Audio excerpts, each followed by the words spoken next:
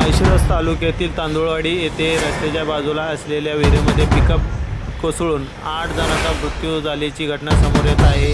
पिकअपमध्ये एकूण 14 ते 16 लोक असल्याची माहिती समोर येत आहे। यामुळे रांजणी गावातील हे सर्व रहिवासी असल्याची माहिती समोर येत आहे।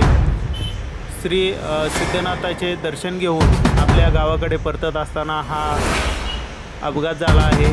मसवड ते माळशिरस नजीक असलेल्या या तांदुळवाडी गावातील जवळच रस्त्याच्या बाजूला असलेल्या या विहिरीमध्ये एक पिकअप कोसळले आणि हा अपघात झालेला आहे।